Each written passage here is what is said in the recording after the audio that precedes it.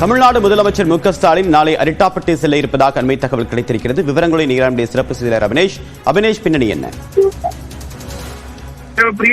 மதுரை மாவட்டம் அரிட்டாப்பட்டி மற்றும் அதனை சுற்றியுள்ள பகுதிகளில் சுமார் 5000 ஏக்கர் பரப்பளவில் டங்ஸ்டன் சுரங்கம் அமைப்ப மத்திய அரசு ஏலம் விடுத்திருந்தது.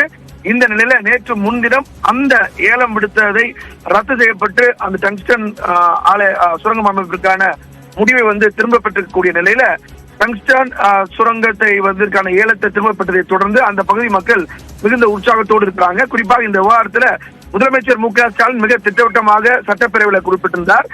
இந்த சுரங்கம் அமைக்கக்கூடிய பணி நிச்சயமாக நடைபெறாது, அதற்கு தமிழ்நாடு அரசு ஒருபோதும் அனுமதிக்காது என உறுதிபட தெரிவித்திருந்த நிலையில இன்றைக்கு மத்திய அரசு அதை திரும்ப பெற்றிருக்கிறாங்க. இந்த நிலையில நாளை காலை சுமார் 11:30 மணி அளவில் சென்னையிலிருந்து மதுரைக்கு புறப்பட்டு செல்லக்கூடிய முதலமைச்சர் மு க ஸ்டாலின் பிற்பகல் சுமார் 1 மணி அளவில் அரிட்டாப்பட்டி கிராமத்திற்கு நேரில் செல்கிறார்.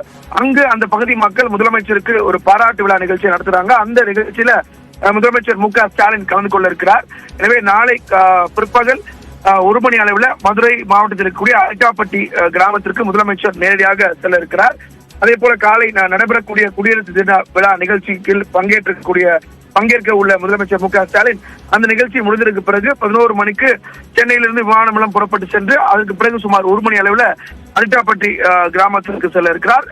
இதற்கு முன்பாக அரிட்டாப்பட்டி கிராம மக்கள் இன்றைக்கு முதலமைச்சர் சந்தித்து அந்த விழாவுக்கான அழைப்பதிலையும் கொடுக்க திட்டமிட்டிருக்காங்க. இந்த நிலையில நாளைக்கு மதுரை மாவட்டத்தில் உள்ள அரிட்டாப்பட்டி கிராமத்திற்கு முதலமைச்சர் மு க ஸ்டாலின் நேரில் செல்கிறார். தேவப்பிரியன், உங்களுடைய விரிவான தகவலுக்கு நன்றி அபினேஷ்.